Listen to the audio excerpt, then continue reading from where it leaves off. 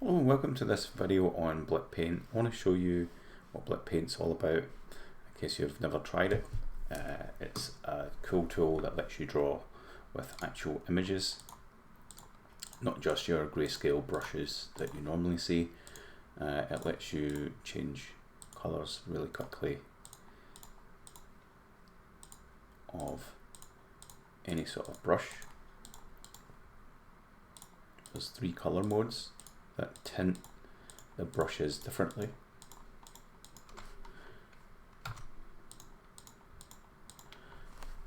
There's all kinds of brush control, such as size variation, rotational range, and if you hold down S and move left and right and then let go of S, you can resize the brush. These are the 3 drawing modes. This one mixes the 2 tones into the brush colour, and this one only uses this as a tint.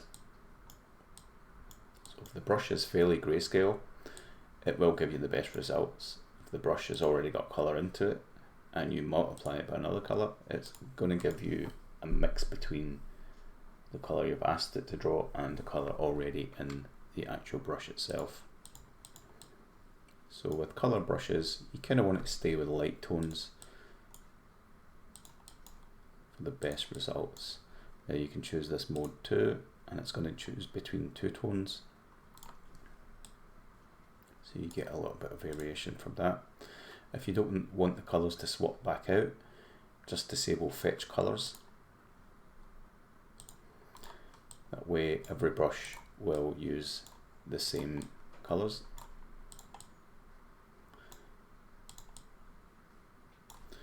In some cases it's the tint. If you go into mode 3, it's going to do a better job of retinting because it analyses the brush, looks at the grayscale, swaps the white out for this top tone and the black out for this bottom tone. So you can basically tint any brush the way you want it. Okay, let's say you want to make your own brush. So you just get a regular brush here, and let's make, I don't know, let's just do some grass blades, right?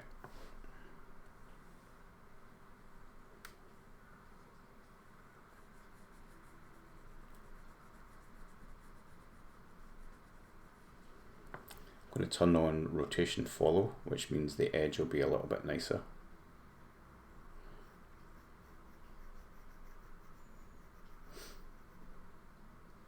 And I'm just going to darken this top tone a little.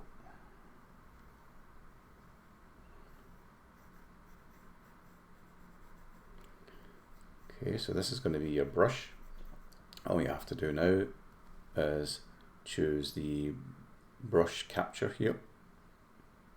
Okay, if you do have things on separate layers and you'll want to make a brush as you go, just make your brush in a separate layer that you're not working on, and then click or check capture current layer only, and that way you're only going to capture what's in there. So this has now become a little brush. It's been added up here to the next available slot. Okay, and if you do backspace, that clears everything, and now you've got a new brush. You can paste down. If you want some variation with it, try size variation and rotational range. If you don't want it to splot a lot down, just click the stamp tool and that will only place 1 down at a time.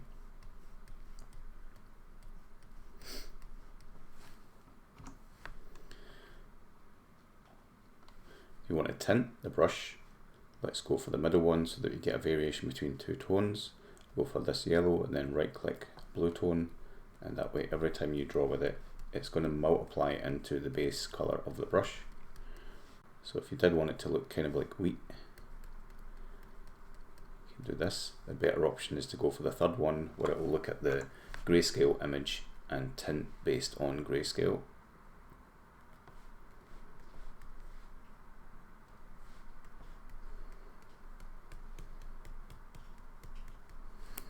We can also enable Flippy X here. So this is the flippy one. It's going to decide whether to show the brush left to right or right to left. And it gives you even more variation. So now I can turn stamp off and draw loads of these down. Okay, if we did want to make a proper field, I'm just going to change the X scale a bit so that it's more elongated. You can hold down X and move left and right, and you get it the proportion that you want. And I'm going to turn on perspective, which is this one, and you see this horizon line. I just want to move it up to the point where everything gets so small. So round about here is good, and I can draw in a nice field. As it gets closer, they get bigger. Okay, maybe I don't want them that big, so I can bring the line down,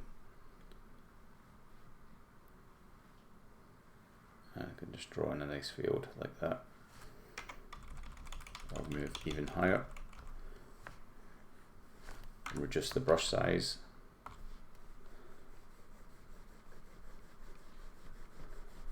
Let's add in a background. It's hard to see this, so I'm just going to right click this, give me a gradient. I'm going to this layer and I'm going to start brushing.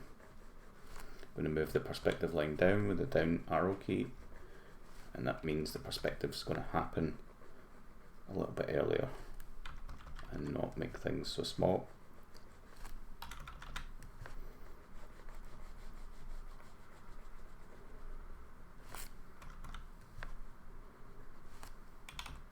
You can always change the brush size with the bracket key as well.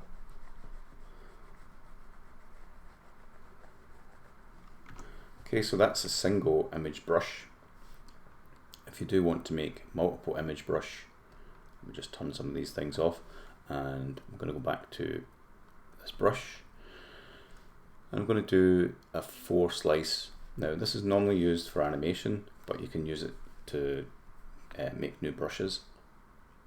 So I will make some grass variations. I'm just going to press H to hide the UI, and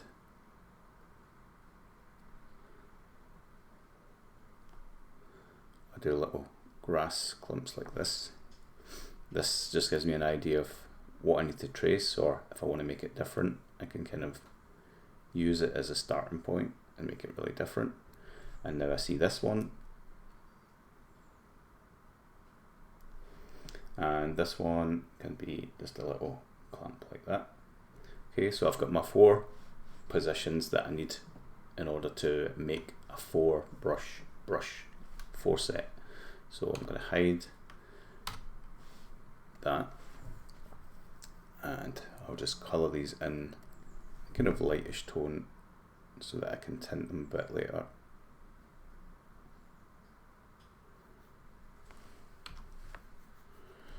Reduce the spacing so that I don't get spaces in between.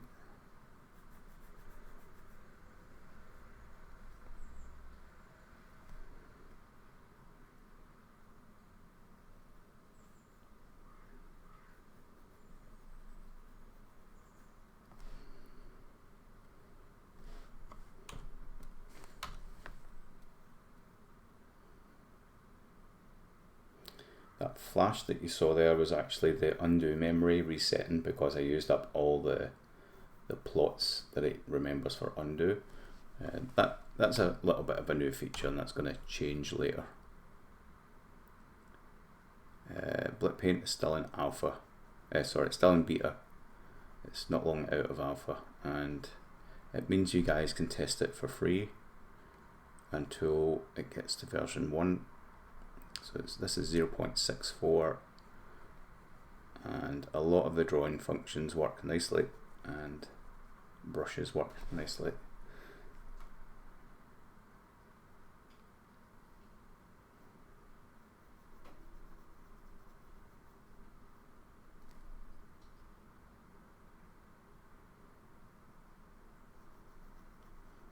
Okay, because these 4 images are equally spaced based on that grid that I used a second ago, I can now choose to export it or save it as a sprite sheet. So I'm just going to uncheck this full image and check the sprite sheet. that means when I save, it's only going to take this section, right? And that's what Blitpaint needs. It needs an image that's split equally into 4. So I'll just say brush SS, right? That's all I have to do, and it's going to save it just like a regular image, right? But the difference now is I want to add a brush, so I can move over to one of these available slots, or if I want to replace anything here, let's replace this one. I'm just going to right click on it, and that's now freed this brush slot up. If I change it to 4, that's how it's going to slice up the incoming image. If it was just a single image, I'd have it on 1. If there was 2 images, I'd have it set on 2, and so on. Okay, so I'm going to do 4.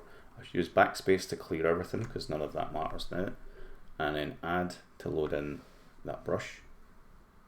Here it is here, and now you can see the brush has got the 4 images in there, and I can paint with the different modes to see what I get.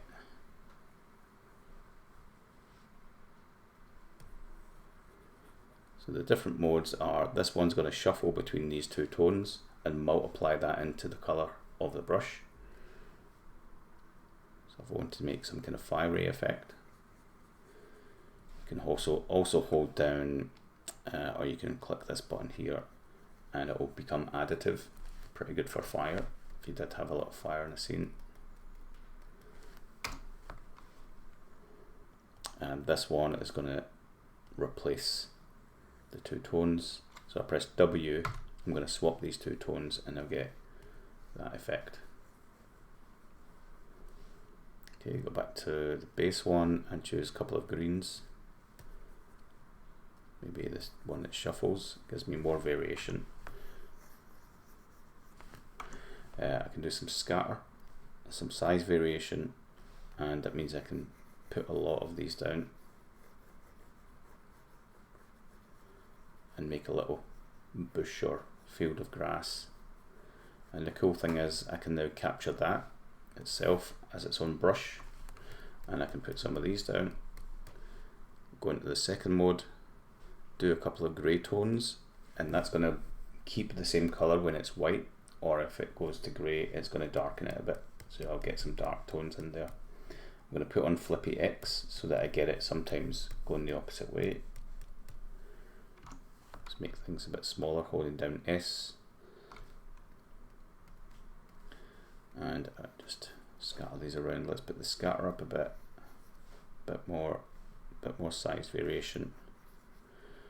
Brush a bit smaller. Too much scatter there. And there you go. Now I can make loads of little bushes for a game, different variations. Sometimes drawing from top to bottom is a better idea. I can also kind of make a tree if I make it small, and then gradually push the bracket key as I go down, and it's the start of a tree. If I want some kind of ring effect, I can click this button, so it's going to follow the brush. If I click this 90 degrees, it means it goes 90 degrees off the brush. That might be a bit better.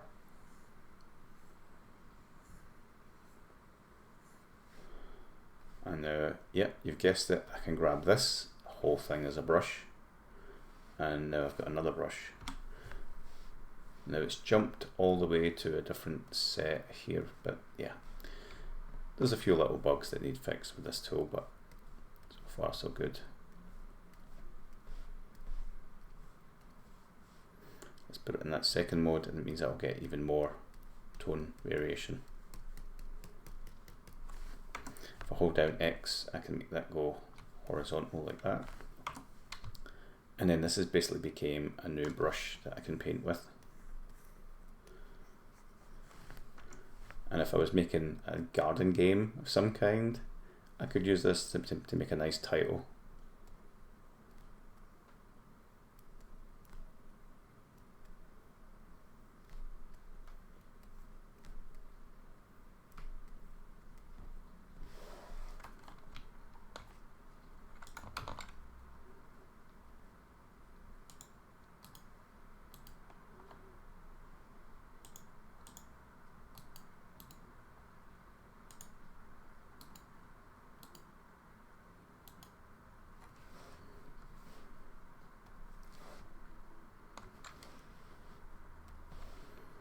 Again, I can capture the current layer, capture this one, clear the layer, and do a kind of drop shadow if I paint with black.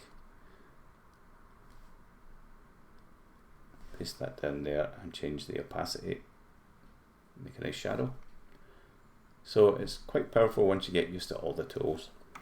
Another little thing I've been working on is a timer bar to help time your work. So I'm just going to load that up and you'll see this is quite good because it sits in front of whatever you're working on.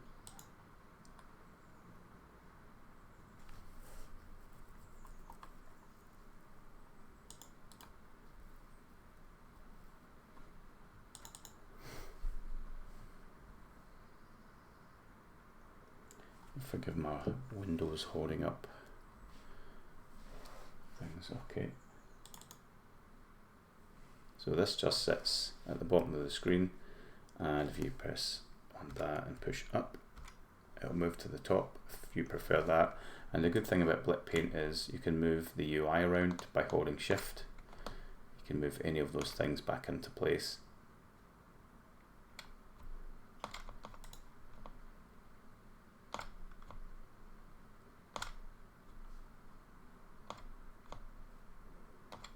Okay.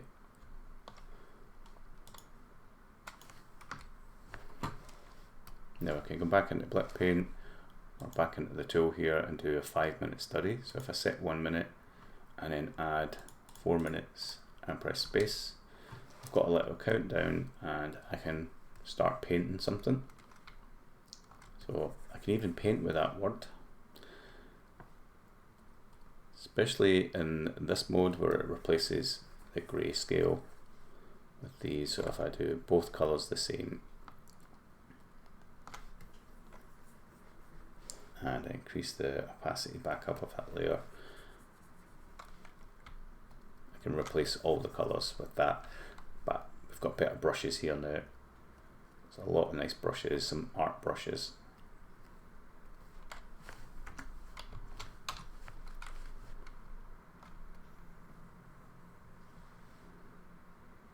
It's a good idea to test the brushes out before you actually use them to see what they do. This is kind of like a rolled paint effect, like you've got a roller of some kind. Now if I make the background nice grayscale like that and work in some dark tones,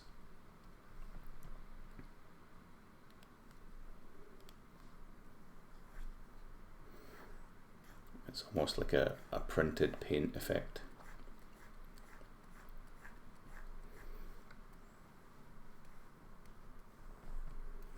The timer bar tool works with any application. It's its own little toolbar, and I've only just made it the last couple of weeks. So if you've got any suggestions for that, whether you want me to make it more of a timer going up the way, but I'm sure it being a countdown is what it's mostly going to be used for. Maybe you want to set an hour's worth of work before you take a break. It's a good way to remind yourself not to stay at the desk too long and take a break often, or you want to do some timed studies if you're doing like life drawing. I really like this brush because it's kind of like fur. It looks like it makes a nice fur type texture, and as you've seen before, it's easy enough to make up your own brushes.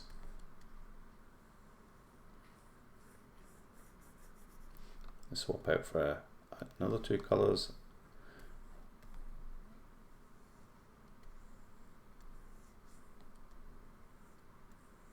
So you can use the mouse in Blitpaint. I'm actually using the pen but in mouse mode. That means it doesn't receive any pen pressure. Everything's just full pressure. And it works quite nicely that way. But if you like, you can use the mouse, and it also works nice.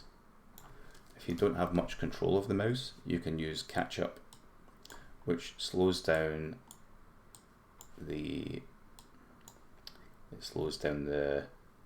brush towards the cursor. It gives you a little bit of fine-tuned control.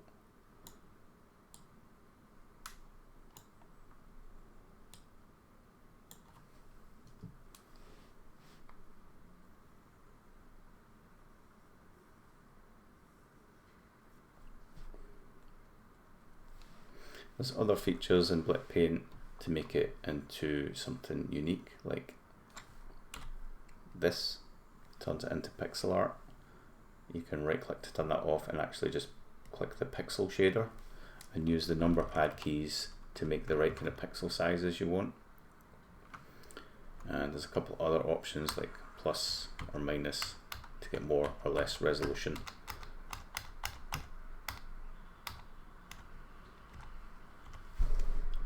You can also click this and convert it. I'm going to move this over here.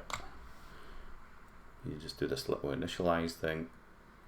It analyzes the picture and it's going to convert the colours that it finds into these, so it's detected colours close to these ones.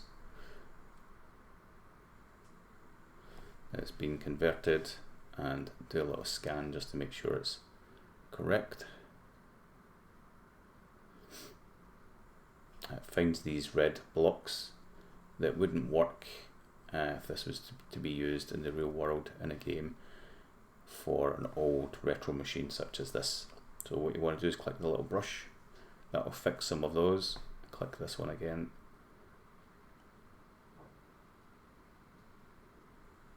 And you can always increase this threshold to make it detect a few more.